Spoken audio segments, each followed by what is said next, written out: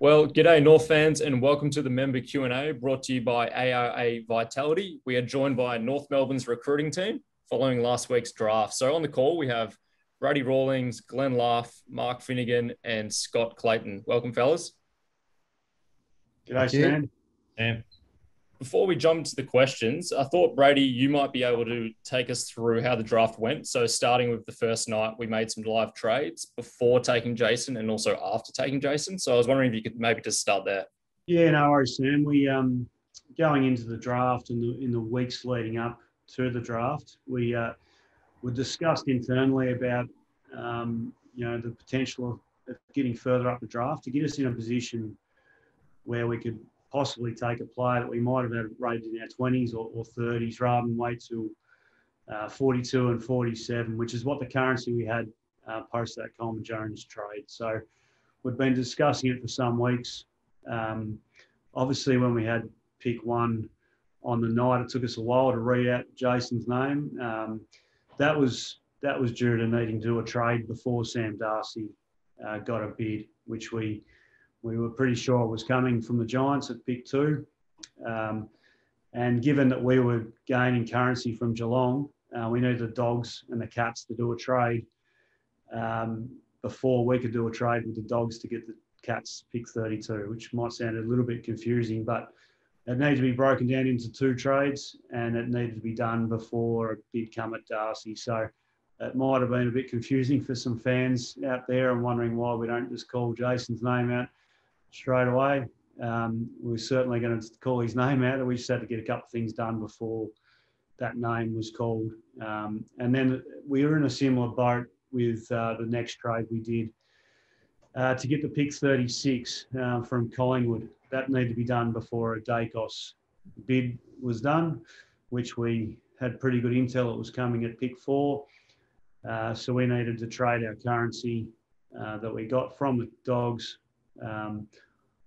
onto the Magpies to get back pick 36, which would leave us with pick 1, pick 20 at the time, pick 32 and pick 36, knowing that we were going to take Jackson Archer with our last pick. So, yeah, it was a busy 10 or 15 minutes, but it'd been planned for 2 or 3 weeks.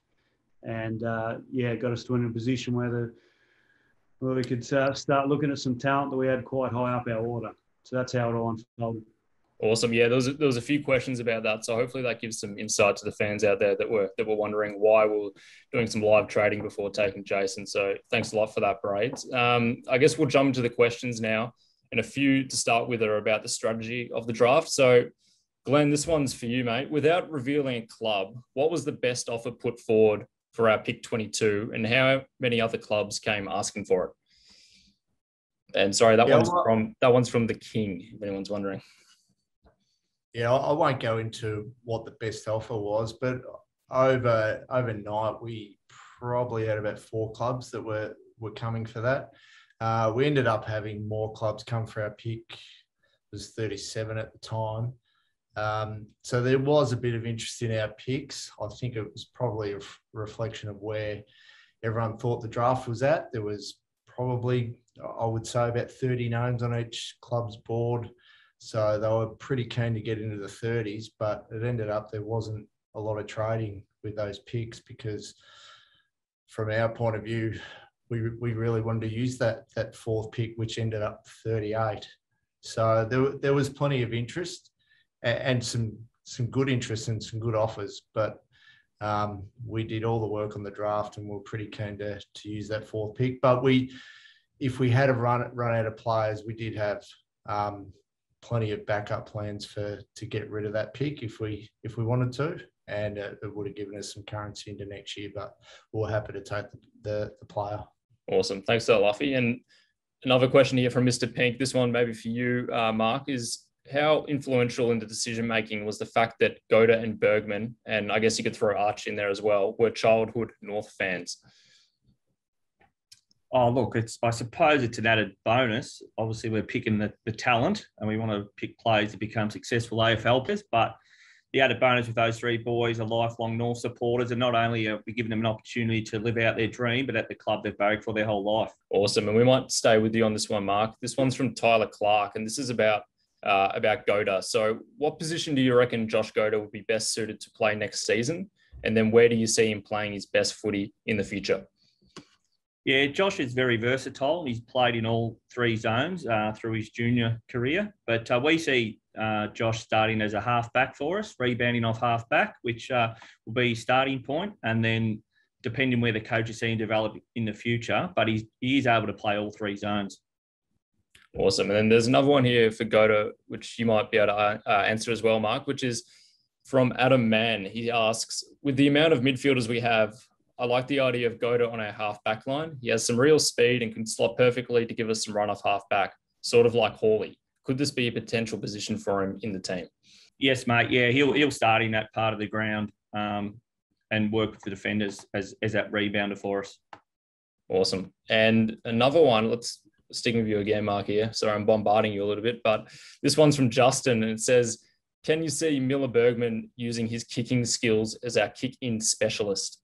Look, we drafted Miller with his kicking skills and decision making with the ball in hand. So, coming out of that back line, I'm tipping he's going to get some opportunities to kick out. But the kick out specialist, I'm not so sure. But I could see him using his foot skills to provide us some rebound off halfback. Awesome. And then there's a few questions here about remaining list needs and key defenders. Glenn, I might start with you on this one. So this one's from John Smith, and he asks, do we think our midfield build is complete? If not, will we consider another midfielder with our first next year?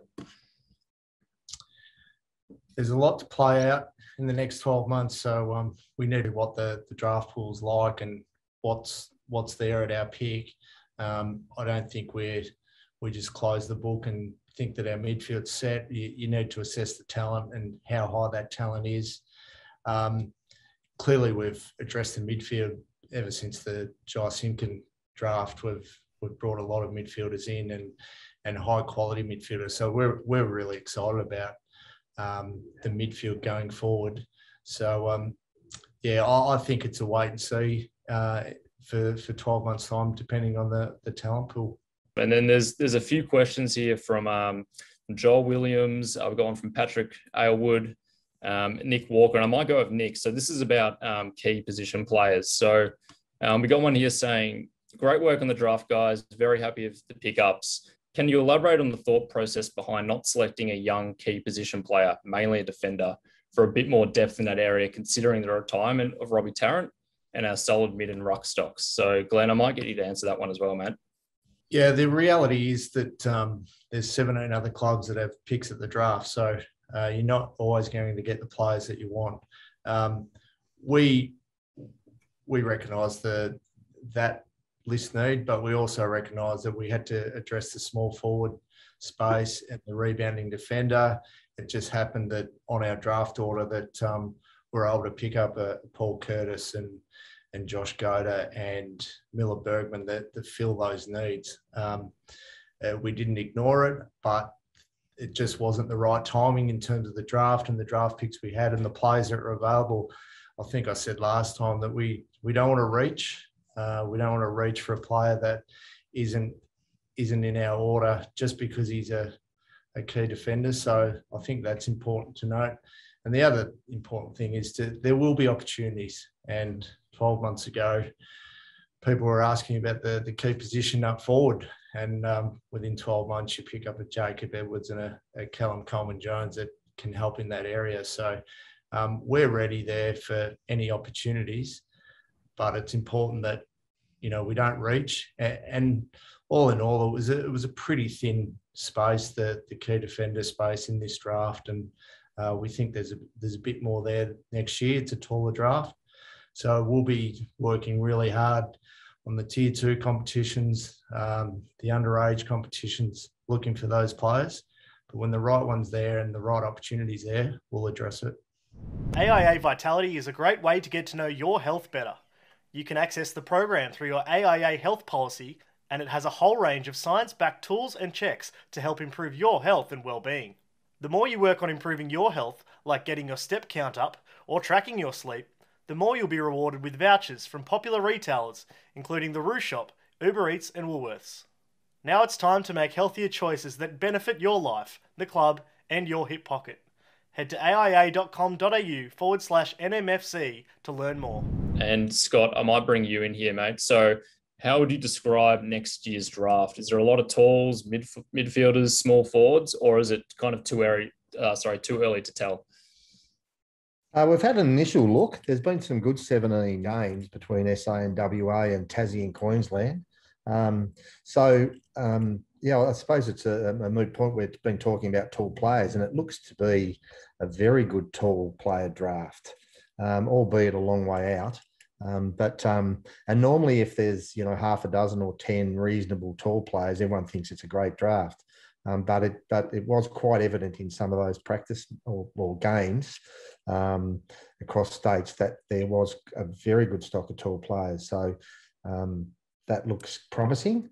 Ben Bursell, one of our staff members, spent a lot of the year in that space in the 17-year-olds, and I think he's handing over all his notes to us in the next week or two to prepare for next year. So we'll be up and at him. And look forward to it. But as I said, SA and WA both look lively. Tassie looked to have some good players coming through, and a couple of really reasonable tall players. So so that's exciting. So we look forward to that. Awesome, Scott. Thanks for that, mate. And we're going to kind of move to the future here a little bit. So I've got a question here from Peter Richards, and it might be suited better for you, Brady. So obviously we've spoken a bit about Callum Coleman-Jones during the trade period and how we got him, but now we've also added Greenwood. Can you tell us about how that all came about? Yeah, we're in discussions as a list management team for some weeks around our midfield. We, as Luffy mentioned before, we're really excited by our youth coming through from the Jai Simpkin draft onwards. We've got obviously Jai and Luke Davies-Uniacke and Taran Thomas, who we've taken with our first round selections, and then Will Phillips and Tom Powell and Jason Horne-Francis. So we've got 6 first rounders there that play in the midfield over those draft periods. But we just felt we probably need one. The listing came through that, we're straight on the phone to each other once it came through when it was Hugh Greenwood, because we've got a lot of respect for Hugh from afar. He got him over the line against us down in Tassie this year off his own boot. So we've respected him greatly. And then obviously Nobes has had some experience with him at Adelaide before and tried to get him to Brisbane also. So it seemed to be a perfect fit for us, what we're looking for and the opportunity that he was delisted. So once we spoke to his management company, we realised there was a bit of a pulse. And then once we spoke to the player, we realised that as well. And it all moved pretty quickly, and we were able to secure him as a delisted free agent. So it's it was quite opportune. We've been speaking about that list need for a couple of weeks, just specifically in the short term, and we feel he's got some versatility in the long term as well to play at either end. So we think that's an added bonus with Hugh. Thanks for that, Braids. And then we've got a question here about Cooper Harvey from King Horn. So good to see the fans getting around Jason there. This one might be for you, Mark. After Cooper Harvey, are there any other father-son hopes on our radar in the future years? Yeah, there's a few boys coming through. We've been restricted in the last few years with COVID with our father-son academy. But after next year, the years following, there's Will Crocker and Byron Pickett Jr. and River Stevens, the McCartney boys. And then a little bit further back, there's Rawlings and Ferrito and Petrie. So there's quite a few of the boys coming through, and hopefully COVID permitting next year, we're able to run our father-son academy again and get them all in. Beautiful. We've got another question here. So this one's, where do you see our immediate needs now from a list management perspective? And what is the talent like in next year's draft? I guess, Scott, you kind of touched on that before about next year's draft. But if you have any other comments about our list management perspective or immediate needs, that would be great. Well, we're always trying to fulfill immediate needs. Obviously, in this draft, we were able to do that in regards to chaos forwards and just at this point in time, the tall defender didn't fall, as we've already mentioned. But you've certainly got to go into a year with an open mind, and we're always looking to be specific in our requirement. But Saying that, I don't think you'd ever overlook a special player for a need. So that's a pretty solid philosophy. But clearly the work's to be done, and looking forward to the next crop. And as I said, Ben Bursell has passed over that group. I suppose the difficult bit is it's like we haven't seen players play in their 16th year for 2 years now. We're mindful of, but the 17-year-olds did certainly get enough footy in the other states for this year. So now it's exciting. So we'll be prepared and methodical as we always are. We'll take a quick break from our chat with the boys to tell you about AIA, our life, health and wellbeing partner. When you join AIA Health, they'll not only be supporting you to lead a healthier, longer, better life, but they're all healthy steps through AIA Vitality. Find out more at aia.com.au/NMFC. Yeah, I think it's obviously we've been able to address a couple of the needs, Sam, over a young group. It's going to be interesting to see how we go next season, and I think maybe some more needs will show up throughout the year as well. I think on paper it can be one thing, but then once we get on the footy field and how we perform is another thing. So really excited to see who can stand up from our list and take these opportunities that I'm sure Nobes and the coaching team are going to provide for our young players. And some players might surprise us and grab a list need that's there, and we don't need to go and address it as much because we've got some confidence that player can fulfil it for the next 8 to 10 years, hopefully. So I think we need to be fluid throughout this period. We've brought in so many players over a 3-year period. I think it's been 24 players over 3 years. So I think with the list needs going forward as well, we need to be really fluid and watch how we go throughout the period. And no doubt in the background we'll be working with managers and watching draft orders to see where specific needs are. But we need to make sure that we're basing it on how we are performing throughout the season as well. And who knows, the game evolves and you need to adapt, and the way the game's played can change within a couple of years. So you need to take that into consideration as well. Thanks for that, Brady, and thanks again, Scott. Brady, we've got a last one for you here from Andrew Klaus, and this is, what does delisting a player to gain flexibility in the draft mean? So that's referring to Jared Pollock's delisting and subsequent relisting in the rookie draft. Yeah, it's a really good question. Obviously one that's been quite topical across the industry over the last few weeks in particular.